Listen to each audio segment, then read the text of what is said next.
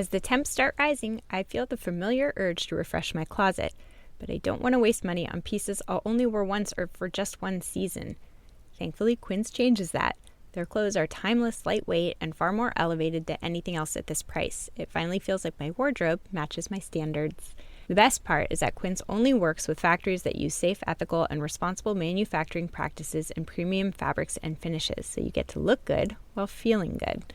I'm pretty excited that I have upgraded my athleisure wardrobe for this summer. I bought a sweatshirt and a pair of wide-leg flow pants that are two of the softest items I own, and I plan to live in them. So join me in giving your summer closet an upgrade with Quince. Go to quince.com/POTC for free shipping on your order and 365-day returns. That's QUINCE.com/POTC to get free shipping and 365-day returns. Quince.com/POTC. The idea of social justice parenting is really the antidote to this fear-based parenting. I think the more we really want to just protect our children and not having these conversations, you are really unintentionally leaving a lot of other kids unprotected. And so I think the idea of social justice parenting is thinking about everybody's children as your children, right? That was Dr. Traci Baxley on Psychologists Off the Clock.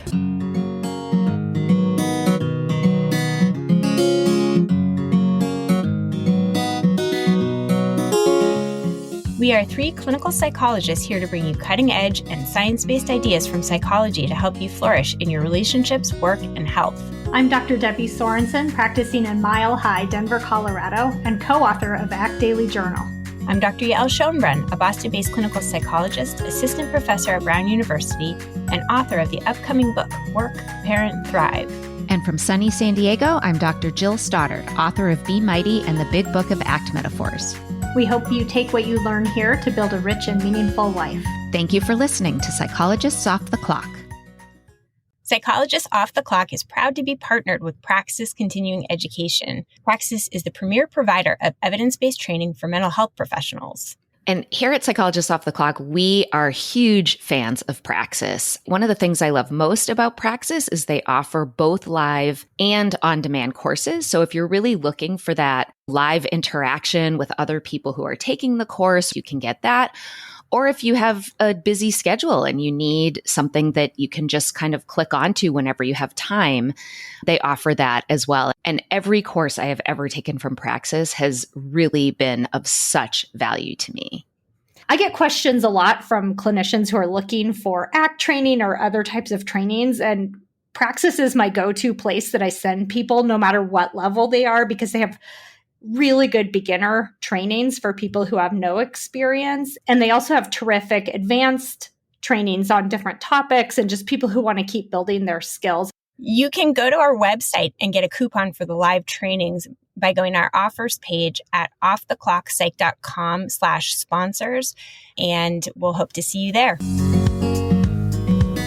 Hi, everyone. This is Debbie, and I have an episode today for you on social justice parenting with Dr. Traci Baxley, who is like my new parenting hero. So I was so delighted to have the chance to talk with her and do this interview and bring you this information.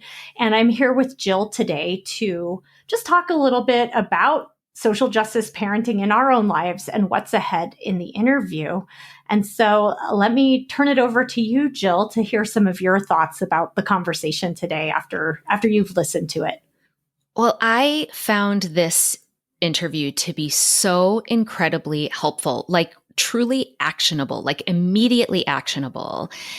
And gosh, I just walked away feeling so much gratitude and appreciation for Dr. Baxley. And it's funny because Yael and I were just talking the other day about how much we appreciate this podcast, because there have been so many guests, so many topics that have helped us to truly make positive behavioral changes in our lives. And this episode with Traci Baxley was really no exception, to the point where like immediately after I listened to the episode, I started doing things differently. And so you talk later in the episode about an example where one of your daughters asked you a difficult question, kind of a social justice related question, and you weren't sure you had handled it right. And I thought, Oh my gosh, I had a really similar experience when my son came home and he asked me, what does the N word mean? He said the word and said, what does this word mean? And I went, oh my God, like I just had this panic response, like this fight, flight, freeze, where I was filled with fear.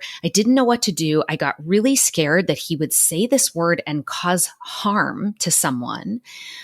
And my instant reaction was just sort of like, oh my God, you can't say that. You know, that this is a bad word and this is offensive and you can't say. And I just didn't know the right thing to do. And listening to this episode made me realize I didn't handle that well, which I knew already at the time. But it gave me a path forward for how to do things differently and the idea that it's never too late. And I immediately went to the internet when I finished the episode and I looked up the history of the word and tried to better understand why it's offensive so that I could articulate that to my kids and have a plan for as soon as they come home from school today to say, hey, you know, I was thinking about when you asked me this question, and like basically have a redo. And the way that Traci Baxley presented this in the interview, like I said, it was accessible, it was actionable, it was unintimidating. Like it really gave me this path forward to have a more useful, helpful, productive conversation with my kids about, you know, a topic that really matters, but that where my own fear got in the way. And I think that really happens to people a lot. We have the best intentions, but we sort of freeze because of our fear. I love that example, how it was so immediate, Jill. And also, I really think that, you know, it's hard out there for us parents who are doing the right thing. And I think the truth is these kinds of conversations happen all the time, especially as your kids get older and they ask so many questions. And I think that there's just so many times like that where we don't know what to say. We freeze up. We're trying to do our best, you know, to be good parents and to raise decent human beings, but sometimes we really don't know what to do. And it's funny because that example that I give in the episode, after the fact, I felt a little bit sheepish about releasing it because I think I want to know how to handle these situations well and how to really turn these conversations into a teachable moment and something really meaningful. And I think the truth is we all probably have moments as parents where we don't know what to say, or it touches on an issue that really gets our own fear system activated and we might panic or we might botch it. And we can always go back and continue these conversations over time. I think one of the things, there's so many things I appreciate about Dr. Baxley, but one of them is just how she's so compassionate and forgiving. And she really looks at this as an ongoing process and a conversation and an exploration. And I think that this episode has really been helpful to me too, ever since I read the book and talked to her. And I think it's going to just really help me as a parent moving forward. I could not agree more. And I love that she talks about the difference. You guys have a conversation about the difference between kindness and social justice and how that lies in action. And that piece just really, really stuck with me. And I'm going to take that forward with me. And like I said, I'm just incredibly grateful. And I think people are going to get so much out of this episode that they can actually apply in their everyday lives. Well, we hope so. We hope you enjoy the conversation. I'm very excited to introduce my guest today. Dr. Traci Baxley is an associate professor of education at Florida Atlantic University. She's a consultant, parenting coach, and speaker, an educator for over 30 years with degrees in child development, elementary education, and curriculum and instruction. She specializes in diversity and inclusion, anti-bias curriculum, and social justice education. Her terrific book that we're going to talk about today is called Social Justice Parenting: How to Raise Compassionate, Anti-Racist, Justice-Minded Kids. And she also has some courses online. One is for white mothers who want to be allies for the Black community and raise anti-racist children, and another for parents who want to implement social justice parenting practices in their families' daily lives. So Traci, welcome. I'm really delighted that you're joining us on Psychologists Off the Clock. Thank you, Debbie. I'm excited to be here. Thank you for having me. Well, you're most welcome. I really appreciate it. One of the things that I really love most about your book is how you share personal stories to illustrate the concepts of your book. And you are, of course, a parent yourself and have had so many experiences related to social justice and making your own parenting decisions. So I was wondering if you could just tell us a little bit about your family, which is an interesting one, and why this work is personal for you. Yes, I am a mother of five. I have children. I have one daughter and four sons, ranging from ages 22 down to 12. So we're in different kind of stages, right, of the parenting process. And I'm also in a multiracial marriage. My husband is white, and I am African American. And so, we have to navigate what that looks like in our home versus what that looks like in the world, how we raise our children to know who they are, be confident in their identity. As a Black woman, it's really important that I raise my kids knowing what it's like to be Black in the world. We also give our kids kind of the free reign to self-identify how they want in the home. And they all identify differently. And so that's part of kind of our normal conversation in our house, and part of that finding identity, being safe, being who you are, being accepted in the world is part of the work that I do in general, and certainly it inspired a lot of the things that are in the book. Well, yeah, I mean, I think that's really interesting that your children, you just have these very open conversations about things like identity, and that your children is each navigating those kinds of questions in their own unique ways. I think it really Yeah, ties to the concepts here, right? exactly. Yes, and the idea of accepting your kids for who they are and how they see themselves, and for example, my daughter identifies as a Black woman. She doesn't really identify as biracial. She'll say she's biracial, but if you ask her, she on her driver's license or whatever those things are, she identifies as a Black woman. And I have some of my sons who identify as biracial. They don't feel like they don't want to choose one or the other, so they identify as both. So I totally accept whatever they feel comfortable with in terms of their own identity. But again, as a Black woman in a racialized world, I'm very upfront and honest and direct with my kids about how the world will see them and the importance of knowing how to navigate in that space as well. Well, I would really like to bring to life for listeners who maybe themselves hasn't personally experienced racism.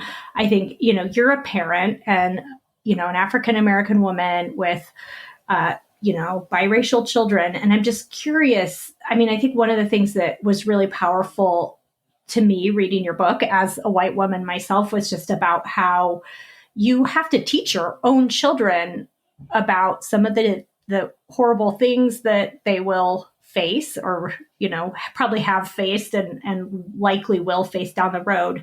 And so I was just wondering if you could share your thoughts about what you've had to teach your children to equip them to deal with that maybe someone like me hasn't. Yeah, I have a couple of thoughts on that. The first is, the common idea is the talk that Black families have in their home, right? They call it the talk, which is really when we're educating our kids how to move in society, to move around in the world to stay safe. But it also includes the things about being proud of being in the skin you're in, really talking about the joys of being Black, or, what our ancestors have endured for them to have the opportunities that they have right now. So I think often when people think about the talk, it's always like kind of positioning our kids to be on guard, but it's also positioning our children to really be excited and love who they are. So it's those, the combination of both sides of those coins, right? As we are raising our children. And I also think it's important, and now more than ever, I guess, we're starting to think about this a little bit differently, that it's just not the responsibility of Black parents to give this same kind of idea about the world to their Black children. But we're seeing more and more that it's really important that white families like yours really are proactive in saying, this is the way our world sometimes works. Sometimes we may not be at the short end of that stick, right? But how do we then start to navigate in a way that we're supporting, that we're aligning with, that we are aware that these things are going on around us and what is our responsibility as a family. So I think the idea of the talk should be happening in all of our families if we're going to really kind of change the way that we show up and care more deeply about one another. I love that. I mean, that it's everyone's responsibility. And also just what you said, I think about, it's not just fear based. Absolutely not. It's also very strengths based. And that actually is a perfect segue. I wanted to talk to you about belonging. We've had an episode on the podcast with my colleague Meg McKelvey about belonging, and you have a whole chapter about that. You write that all children need to belong, and belonging is a universal fundamental motivation for all people. I was wondering if you could just say a bit more about belonging, and what do you want listeners to understand about belonging specifically when it comes to people of color or other marginalized groups? Yeah, I think like you said, belonging is it's just a human right, right? It's something, if you look at, I always go back to Maslow's hierarchy of needs. And when you look at where that is, it's really one of the basic needs that we need to do to ever get to that idea of self-actualization, right? To get to the point where we feel capable of meeting our hopes and our dreams. And if we're not creating these spaces of belonging, especially in our own homes, right? Starting in our own homes, our kids don't know what that feels like, right? To really feel secure and feel safe as they go out into the world. And the more that we can create this sense of belonging in our homes, really, the more our children will find it a normal way to feel and a normal way to be, and be able to spread that into the world when they become adults and they are encountering other people in different situations. And I think the idea of belonging, especially when we talk about, if we're looking at it from a racial lens, a lot of children of color they feel a lack of belonging often, right? In various spaces in the world. And I think it all starts in our own homes. It all starts with us really creating safe spaces at home, creating environments where our children will be safe spaces for others in the world. And I think if we don't start really thinking about that in terms of just the basic way that we treat each other, we're going to I think right now we're in a spiraling place in our country where we are caring less about other people. And we're almost in this kind of ego selfish cocoon, where we're leaving people who may not have the same opportunities, who may not have the same privileges really in the world. We're leaving them out to fend for themselves. And I think it's a really bad and dangerous space for us as a country to be. And I think if we start thinking about how we are creating spaces of belonging in all the parts of our lives, I think we could start to change really some of the things, the divides that we are finding ourselves in our country. Yeah. Well, thank you for saying that. This country's been breaking my heart lately. And it's really, I think your point about healing, it has to happen at all levels, including in the families and starting with the kids. And I love in your book, I mean, just to highlight this again, because we already even talked about it a little bit with your own children and kind of letting them each be their own unique person with their own identity. I love the part in the book about parenting the children we have. And just there's so much pressure in the world too, I think, for, kids to be molded a certain way or, could you just speak a little bit about accepting our children for who we are and what are some ways you do that with your own kids? Yeah. And it sounds obvious, right? But it's sometimes it's very difficult. I mean, like you said, with the outside pressures for our kids to look a certain way, to achieve certain things, to be involved in certain things. And sometimes we are putting what we think is best, or the things that we didn't I mean, that was what I did, the things that I didn't have in my life growing up. I wanted to give that stuff to my children. And it came at a price, especially for my daughter, who's the oldest. I've learned through her to not do certain things as my younger boys are growing up. But I think, and I had a very kind of great middle class childhood, really filled with lots of love, lots of things. But, we always want to do more or better, what we consider better, right, for our children than maybe what we had. And part of that was giving my kids more opportunities with, music lessons and more sports and more tutoring for higher class, all those things. And the idea that all my kids would play sports was kind of a given, right? My husband and I played lots of sports growing up, and we had our third child, who had no interest in team sports. And it was after years of trying to push him to play soccer and all the things, we realized that's not who he was. And so I had to relearn who he was, and spend time with him, and asking him curious questions so that I could get to know how to support him. And so I think sometimes our kids are interested in things that we are not interested in or that we don't know anything about. And we have to learn how to parent who they are instead of trying to get them to be who we thought they would be. And another thing too, I have one child with ADHD, one child who battles with depression, another son who was diagnosed with OCD. And those are also things that you don't think your kids will have to experience. And so as a mom, I had to recognize those labels as not something negative, but as a way to see how I can help my children to grow and be the best people that they can be with who they are, any neurological differences that they may have. And so I think accepting who our kids are and then educating ourselves of how we can show up for them in ways to help them grow.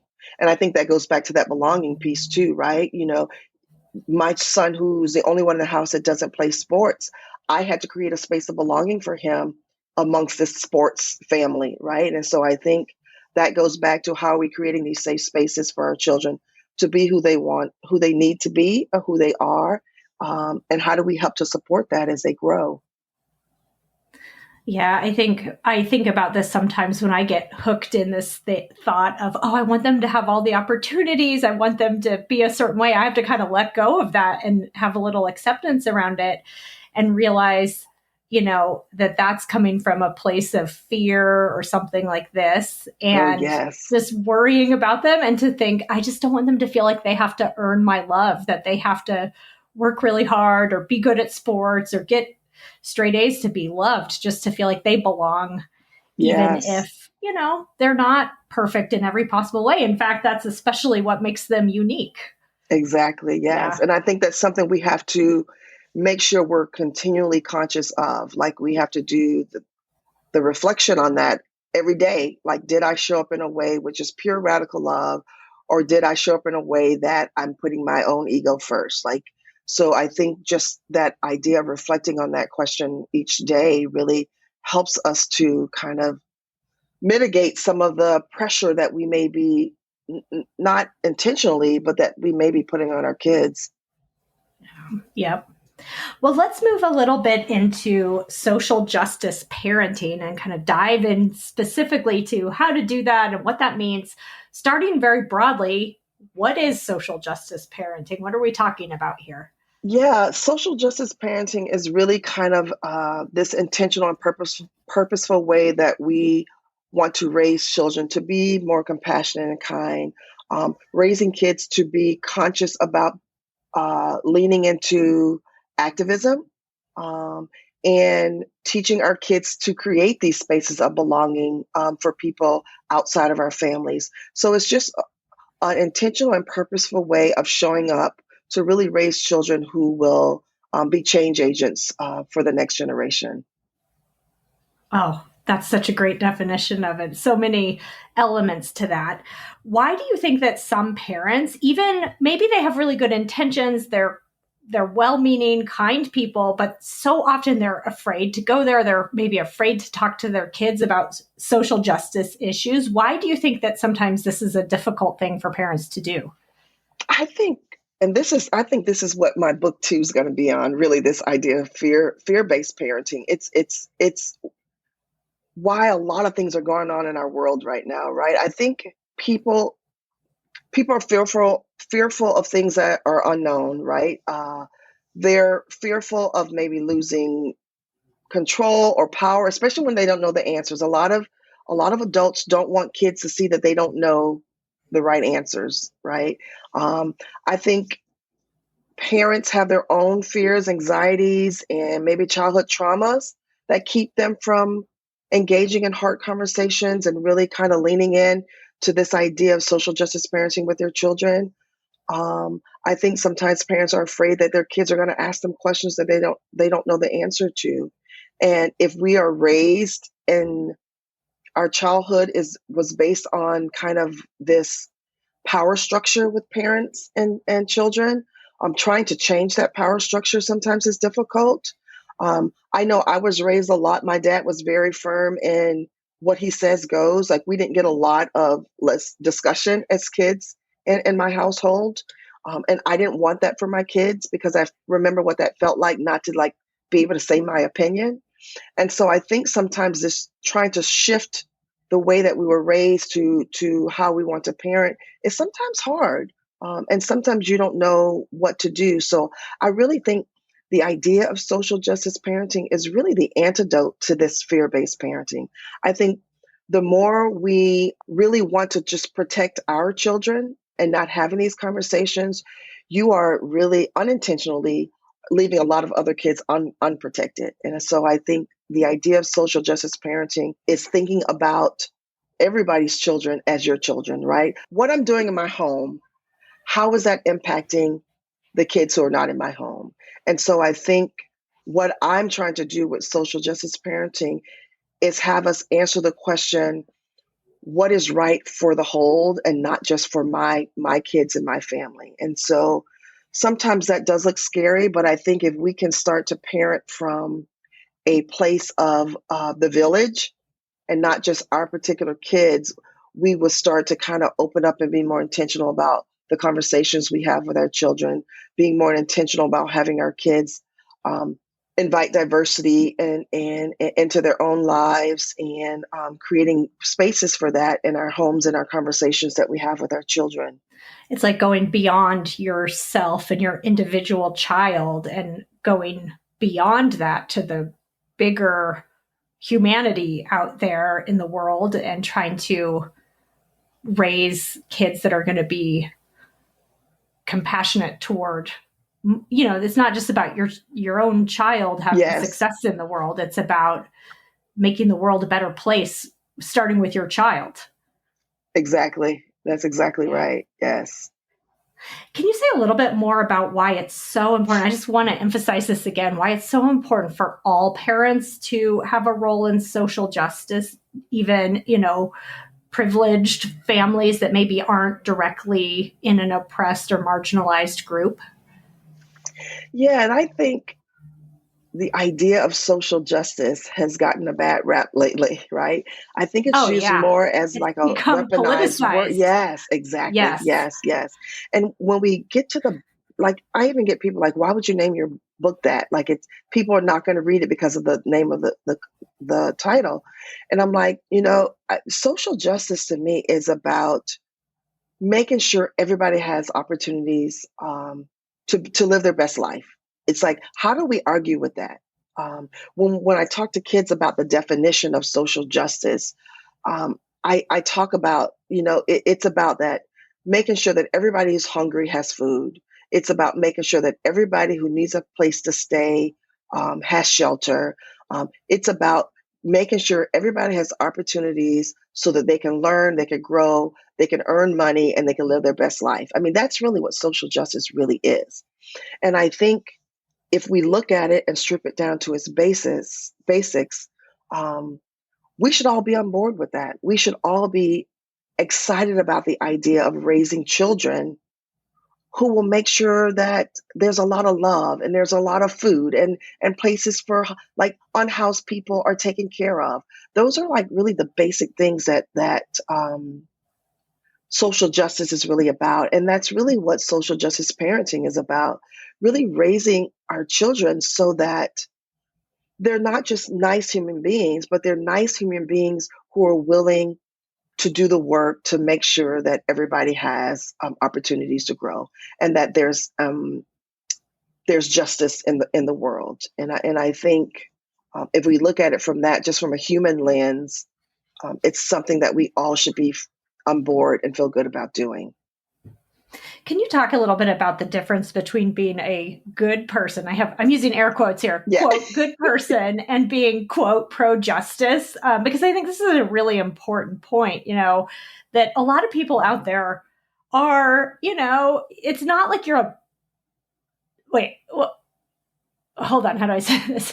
A lot of people out there, again, they might be well-meaning, they don't want, the world to be this terrible, racist, homophobic, sexist place, in theory, but then they're also maybe a few steps short of being pro-justice. So what's the difference, and how can people move toward that? Yes, that's a great question. I think if I had to sum it up in one word, it would be action, right? So the difference between really a good person and being somebody who's pro-justice is really the action that you do.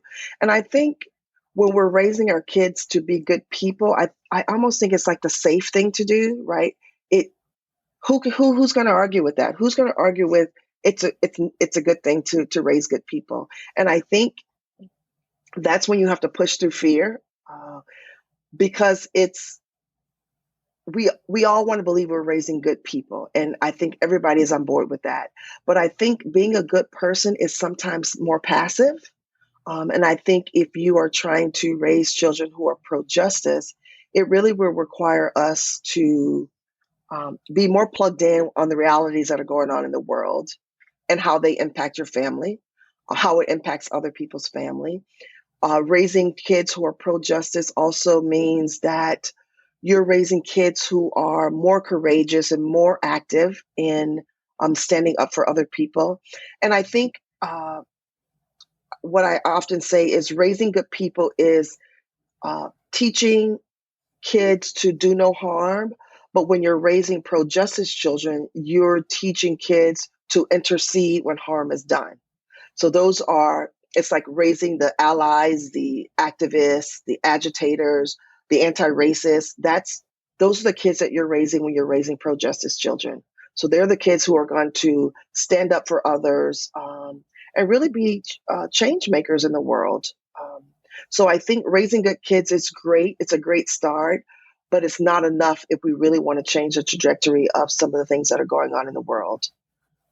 I have this memory of grad school. I had a really good diversity class at one point when I was in my clinical training. And I remember going into that class kind of a little arrogant, thinking like, well, I'm not racist. I'm a good person. Like, I want to learn about this, but I don't think it really applies to me. And then kind of going through the stage of like a really hard look inward and thinking, oh, yes, this does apply to me, and I'm not doing enough, and I have not given this enough, consideration in my own life, and just what a shock that was to me, because I kind of went into it. I think where a lot of people do, it's thinking like, well, I think racism is bad. I'm not one of those people, but to kind of recognize that there is a difference between taking action and also really, trying to tune into it more.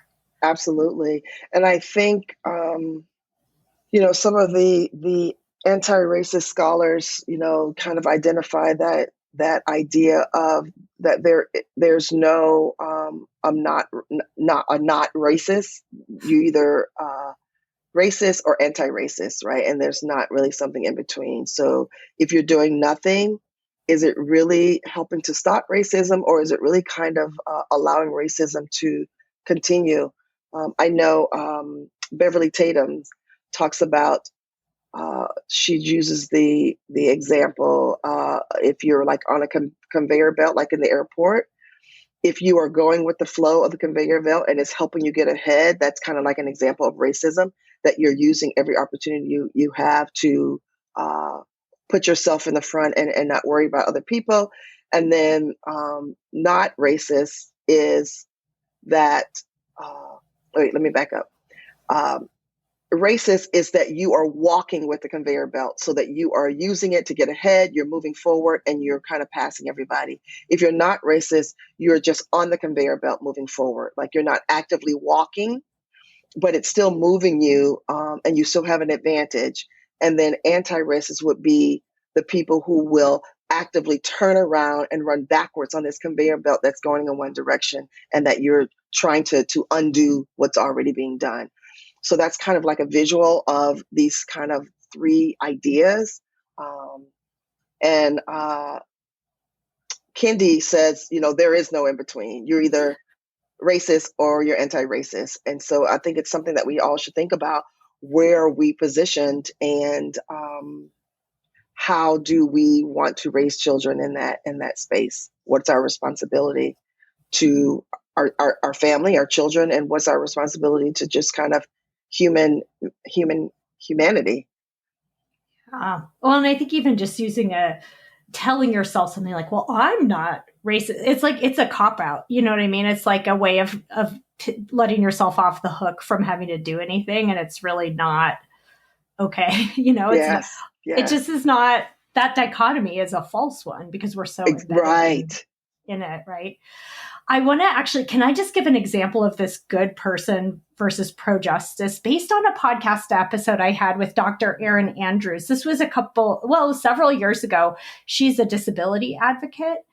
And we talked about, and that episode I would really encourage people to listen to, because we talk about disability as a form of diversity where there's a lot of stigma, and it's often very much overlooked, I think, as a social justice issue. Yeah. And she talked about, with kids, sometimes we have this like, well, be nice, like, don't talk about it. If you see someone in a wheelchair, and a lot of kids they're not even around necessarily people with disability. I mean, they probably are, neurodiversity or other differences between people. But I think sometimes parents have almost this like, be nice, don't talk about it kind of vibe with children. And it sort of shuts down the conversation, but it doesn't really teach them about inclusivity, right? It's like, it becomes this like bad word we're not supposed to talk about. And that's actually not pro-justice at all. That's shutting the conversation down. Absolutely. Yes. And I think I akin it to it from a race perspective to the colorblind theory, right? That we love everybody, everybody's a good person, that kind of thing. So I think that when we talk about all of the ways that we are diverse, and certainly abilities is one of them, we have to allow kids to lean into their natural curiosities, because it really does. It changes us, right? Because we get to see who our kids are and the questions that they're asking. It gets us to learn more about topics and issues. And then it also gets them to trust their own voice, right? To know that these questions are important, to find answers, to grow, to see the humanity in others. And when we shut that down, we're teaching our kids that these conversations are taboo. We don't talk about them. We don't talk about those people. And it does more separating than it does bringing us together. Absolutely. It becomes like a taboo, or something that's, like you said, colorblind, like, oh, we don't see that, we don't talk about it. And it just really minimizes the impact in a really unhelpful way. Yes. Yeah. So a lot of your book really goes through the qualities of a pro-justice home, and kind of dives into a lot of examples and just some of the ways in which you might make your family more pro-justice. And people can read the book, I think, to really dive into that. But could you give just sort of an overview summary of some of what you consider to be the main qualities of a pro-justice home? Yeah, I think if I had to just name a couple of things, I would say open dialogue is really important, right? That you're having the conversations, that they are embedded in who you are as a family, that kids are able to ask questions openly and honestly. I think valuing each other, right? Knowing what each person has to contribute to the house, to the world, right? And honoring and valuing those things in each person, seeing each person for who they are, and creating safe spaces around that is really important. I also think if you're trying to create a pro-justice home, you are active in the things that are important to you, so that you are um, showing up in spaces, you are doing reading with your kids, you are, you may not be at the protests or the rallies, but you are writing the letters, you are collecting the canned goods, whatever that is, but you're showing your kids that you are making a difference, and you are engaged in the things that are important in the world. But I think really the key qualities are really honoring each other, creating space for each other, allowing children to use their voices in the home, so that when they go out into the world, they're comfortable doing that. And I think when we don't create spaces for kids to have those conversations, to say their opinions, we really are shutting them down from really being more active in the world. There's this philosophical approach to parenting you keep mentioning that I want to highlight, which is about allowing kids to have a voice. And there's always going to be a power hierarchy between parents and kids, just the nature of the relationship. But instead of thinking as the parent's job is to control the children or to be in charge of them, it's like letting the children have a voice, treating them with respect, even though they're younger and less powerful. Yeah, I think that is so important because we have to create a safe space for them to be able to practice using their voice. Now, it doesn't mean that everything that they say they're going to get. So, if we have the dialogue, what do you think? What do you think? I understand. I'm listening to you. I hear you. Ultimately, thank you for everybody's opinion. I think I'm going to make the final decision on this because I think as somebody who's had more experience in this space, this is what we're going to do. Like, right. It's not always that you're listening to your kids in terms of the follow through, but you're listening to your kids in a way that it allows them to know that their voice matters, that they have an opinion. It's worth saying because, and I think about especially our girls, right? When they're not able to kind of use their voices in our homes, when they get out into the work world, when they start going through school, we know we live in a society that really shuts girls down. I mean, there's studies after studies, even in schools, teachers not calling on girls, more boys in STEM programs. When girls are raising their hands, boys are shouting out the answers and the teachers are acknowledging the boys shouting out.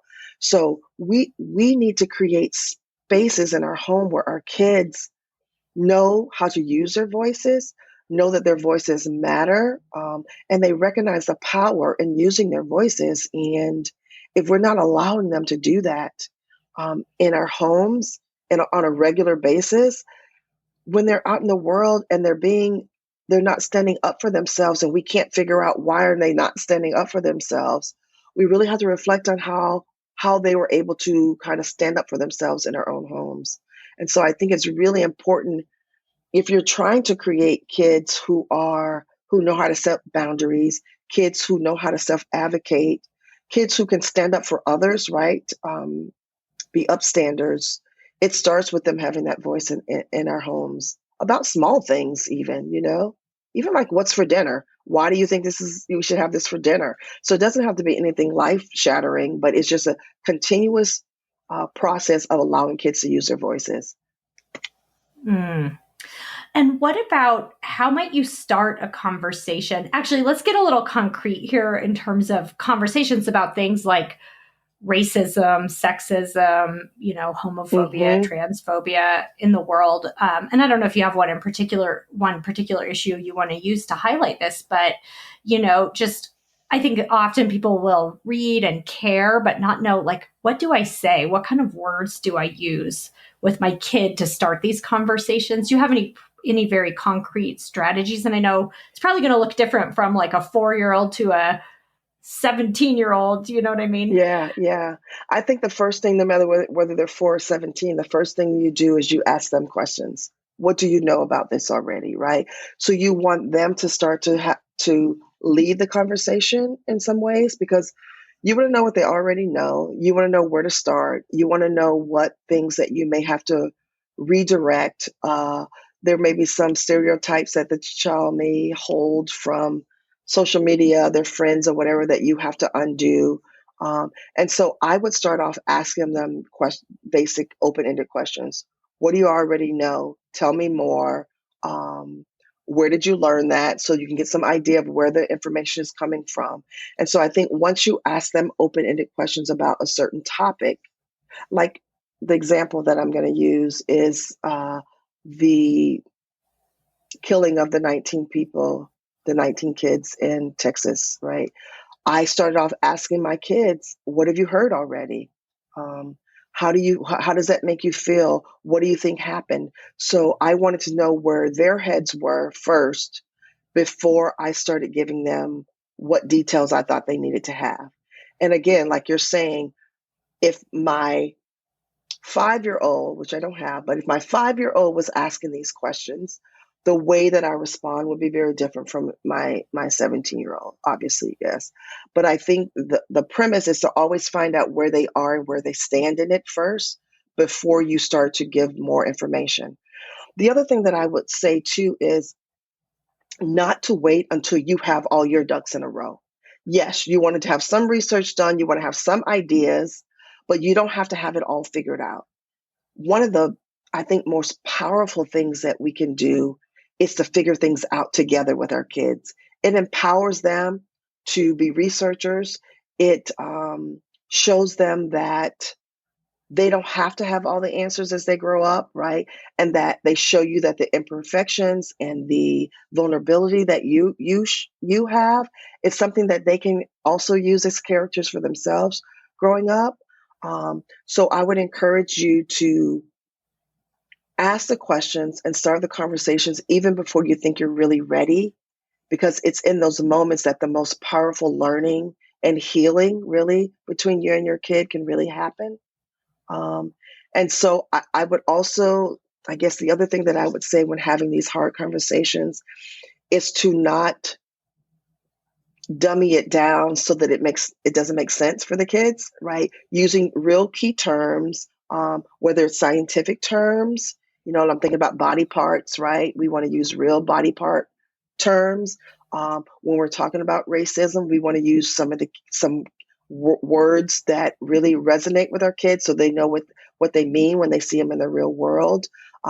Obviously, you want to be very sensitive when you're doing it. You want to try to connect it back to something they already know. Like, remember when we talked about XYZ last week, or when we read in the book that this happened to that character? That is what's really going on in real life right now. And so just so they have something to kind of connect what they already know with where you're getting ready to take them. So that's always helpful if you can do that. Even if it's something like death, with young kids, you could talk about something that they saw, like a bug on the side of the road, or something small that died, that you may have had the conversation about what death looks like. So if it happens to somebody that they know or a pet, they already at least know kind of like the life cycle, so that they can connect something bigger to something smaller that you've already talked about. So those are some of the things that I would suggest when having hard conversations with our kids. But I think you dive in even when you're uncomfortable with it, right? Even if your fear tells you not to, because what I say to my clients or people who are taking my courses, by you not saying it, it does not mean the kids are not learning it, right? Somebody is teaching your kids about these hard topics, and you have to decide whether your fear is greater than your kids learning about something from your values, your perspectives, your radical love and your kindness. Or are you okay with the world teaching your kids about these things, wherever they're getting it from? And so I think if you look at it from the lens that they're learning it, I mean, studies show that kids are learning stuff at 3 and 5 and 7. They already are making up their mind, their natural way of trying to create categories in their minds are putting things together that are not necessarily right. And so you're leaving that to chance. Mm-hmm. Yeah, opening up the door for hard conversations. My fourth grader came home with a question. I will not reveal the actual question on this interview, but I was a little shocked that fourth graders were talking about such a thing. It was sex related. And Yes. I was just a little panicked for a second. And then I said, I am so glad she can talk to me about this because she's hearing it and it Yes. is out there. And I think that just having that stance that your kids feel like they can come and talk to you. They won't always probably, but that to me, that's very important. Just I want them to know they can come Yes. to me with these Absolutely. questions. And I think that goes back to that belonging in safe spaces, right? If we're creating those safe spaces in our homes early, allowing our kids to have voice early when those things get hard or they have those tough questions, they already feel safe and know they can come to you to talk and that they will be heard. And so you're setting yourselves up for those very tough conversations that comes in their tweens and their teens when these issues are really kind of life altering, right? The decisions that they make in their lives. And it says to me, Debbie, that you've created safe spaces for your daughter to be able to come home to say, hey, this is what I've heard. Tell me about it. Let's talk about it. And I think that's what you should lean into, that I've created safe spaces for my daughter to have these hard conversations. Yeah. I'm trying. I'm doing my best here. How would you respond? Okay, I was trying to think of a personal example of this and I have one. How would you respond if your child says something that you have a little cringy, like, ooh, so here's the example is that this was just a few days ago. One of my daughters was talking about the hair of her Black friend in her class. And I just had this moment of, that's a very racially charged, racist charged issue, I think. And actually what she said was fine. It was just factual about, braiding her hair and how long it takes and just based on a conversation. But I remember sitting there thinking, where's this headed? How do I explain to her that maybe something she just said had a racist tone to it or had, was an issue that was socially loaded? So if your child says something like that, what advice do you have for how to respond? Yeah. Okay. And this is, again, too, where you have to do a little bit of educating of yourself, too. I would have said, as she talked about the hair or the braiding of the hair, I would have said something like, did you know that there are some places, some schools, some jobs that won't allow her to wear her hair like that? She could get fired or not be accepted into a school. Why do you think that people care about the way that her hair looks if it's braided? Like, I would have started conversations about some realities of Black hair. And I would then say, why do you think that is? Did you know also that like the military wouldn't allow people to wear dreadlocks until last year? There's a new law now. There's a new law that's out that's called the Crown Act. Did you know about the Crown Act? Let's look it up. Let's look up the Crown Act and see what that says and who that's for. And why do you think that was put into place? So I would use it as a way to kind of educate about what's going on around the world about Black hair and how it's used as a way to discriminate, which is why it's part of why it's racially charged. So I think it could be a place where you can both kind of educate your own selves as a group, as a collective around. But I would certainly kind of lean into some of that idea so that she could see the connection between why it could be racially charged and why it's not just like talking about hair. Yeah. Okay, I can see now that I missed an opportunity here for a deeper conversation. It's never too late. It's never too late. Yeah, no, I appreciate that. It's like using a statement that a child makes or a comment that they makes or something as a chance to dive deeper into it. Again, that fosters more conversation instead of like a shutting down, like, don't say that. You know what I mean? Because that's what I was like conscious of not wanting to do in that moment is I didn't want to be like, oh, you can't talk about that. I didn't want to like, again, like with the disability thing, I didn't want it to become like you can't touch that topic. Yeah, I think that's really important for us as parents to be conscious of, that we're not shutting down conversations because we're uncomfortable with it, right? That it really is a way for us to try to lean in to those harder conversations, because it expands the way our kids show up for others. It really does. It just teaches them about the narrative and stories of other people. And that's how we start to love and embrace people for who they are. The more we learn about our differences, and then those things that tie us together. And I was going to say that I think one thing that we underestimate as parents is it's never a missed opportunity. It's an opportunity kind of to circle back, right? So I would go back and say, remember last week when you brought up the question about your friend's hair? And I was thinking about it and trying to figure out how to answer. And let me tell you why it was a hard answer for me, based on what's going on in the world, and talk about what you were feeling at that moment.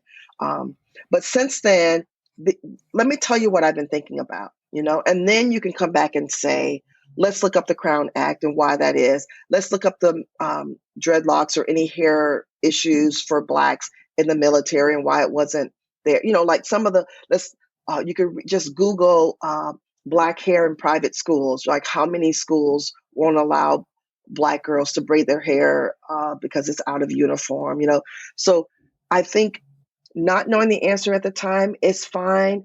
But I think also closing that loop and circling back to say, I've learned more now, or I had time to think about your question, and this is how I would answer that now. I think it's really, really great for one, extending the conversation, and two, and teaching our kids that, you don't always get it right the first time. And it's okay to say I didn't get it right the first time, but now I know better and I know more. Yeah, I love that. It's like a do-over when you panic. I think there's topics that we kind of panic about. For me, one of the ones is when my kids bring up issues related to body image and body size and shape and that kind of thing. And I always so want to like get it right, that I panic. And then I think you can always kind of go back later and maybe share your own experience or talk about, fat shaming or something like that in a way that just opens that dialogue again. Because I think it's just some of these topics. It's like we're really coming out from our own. And sometimes you can say, you know what? I need to think on that for a minute. Like, there's a lot of things running through my head right now, and I want to be able to answer this in a way that it reflects what I really feel and what I really know at this time. Give me a couple minutes, or I need a day on this. If it's something like that, I think that's okay too. But the key is making sure you circle back. But I think it's okay to say, I need a minute on this one. This is a very curious question, and it's a very important question. And I want to try to get some of what I'm saying to you organized in my mind so that I can respond in a way that is representative of what I'm feeling, especially when the kids are older, right? Yeah. Yeah. Really giving it the time and space to give it a thoughtful answer. Yes. Instead of just a knee-jerk response. Yeah. Well, one more question. This is a big one, so I don't know. Well, I don't know what your thoughts are, but sometimes I worry that people who would take the time to listen to a podcast episode like this may be already interested in social justice, maybe already having these conversations. And as you said, it's become so politicized that I think a lot of people will not come near it and will not do it. Do you have any thoughts about how you, me, the listeners, people who care about this, like how can we bring other people into this conversation who might be afraid to talk about it or not just afraid of it? They might have assumptions about what this means. Yeah, I think sometimes you have to meet people where they are in order to move them forward, right? So this goes back to this creating safe space. Sometimes, and this is a really tough kind of tightrope to walk. Sometimes we have to listen to other people before we can before they're able to hear what we're saying. Like sometimes we have to let people kind of spew out the things that are on their minds for them to say what they feel and why. And sometimes that's once you are actively listening and compassionately listening to that, even if the views are completely opposite of your own, people still need a space where they feel like they're being heard.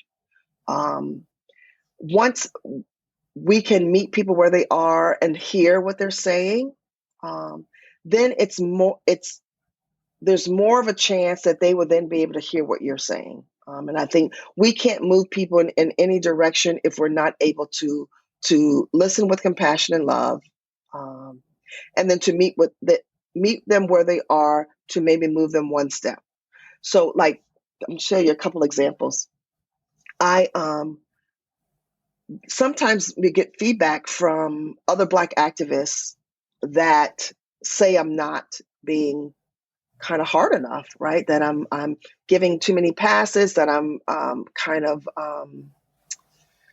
soft, But my thought on that is, especially as an educator, right? As a mom, but as an educator, my job is to teach. Like that is what I was put on earth to do in whatever spaces, whatever that looks like. And if I am not open to teach and to support people who are trying to go through the journey, then I'm doing really my own kids a disservice by saying that they need to learn on their own. Like, I think there's conversations that should be had with people who don't agree with you in order to kind of find a middle ground. That's the only way we can kind of start to get rid of the divide that we're seeing so often in our country. And then this example is kind of like an actual practical example. So I was this one when I think I was going on the Good Morning America show, and I put on my personal, I know it was my personal Facebook page and maybe my social justice, I don't know, one of them. Wish me luck. I'm going on live, right? And so people were, wishing me luck, whatever. And then there's one gentleman said, this is basically saying this is Black racism. This is you get to tell me what I need to say to my kids. If I was trying to tell you what to say to your kids, I would be shut down, and just like really just kind of. And so my response to him was, thank you for taking the time to respond. I see this as a really important topic to you. Here are my thoughts. I think we all need to be talking to our kids. It's the only way that we're going to change the world is that we get to know each other. I want my kids to know your kids as much, whatever. So I just kind of unpacked that for him. And then and then of course, all of the people who know me were like, why would he say that to you? I can't believe you responded to him that way. And then his response back basically was like, thank you for your kind respond. That helped me understand. Like, so we were on different camps, but maybe not so much, right? So sometimes it's just this idea of people needing to be seen and need to be heard, creating a safe space, even if we think the people are not in our camps, I think is really important. It's the only way that we're going to be able to hear each other's story. So I think meeting people where they are, allowing people to explain why they feel the way they do, and saying thank you for explaining to me. And then, you can then open up and say, I hear what you're saying about this. Can I tell you how I feel? And so I think, again, that's opening that dialogue for people to be able to hear each other and see each other, even when it looks like we're on different sides. I think, again, going back to the human element, we all want to feel like we belong. We all want to feel like we've heard and we're seen and we're valued. And I think if we do that, we can get further than we think. Well, Traci, you are really walking the talk here. I just have this sense that you are living this in your own life and radiating kindness to everyone around you. And as an educator, you're doing your job, because I have learned so much from you, even during the course of this conversation and from your book. And I'll just point listeners again to your book, Social Justice Parenting. It has a much deeper dive into this and the qualities of social justice parenting and resources. I mean, books, actions you can take. It's just a terrific resource, I think, for any parent who cares about this. And how can people find you online, people who want to follow you and learn more? I think most of the interaction happens on Instagram at Social Justice Parenting. And we call it the Village, the Social Justice Parenting Village there. So that would be a great place to start, kind of digging into some of the things that we do and trying to create a safe environment for us to ask the hard questions and to tackle some of the hard issues. And then also my website, if you have any questions or want to contact me directly, which is also socialjusticeparenting.com.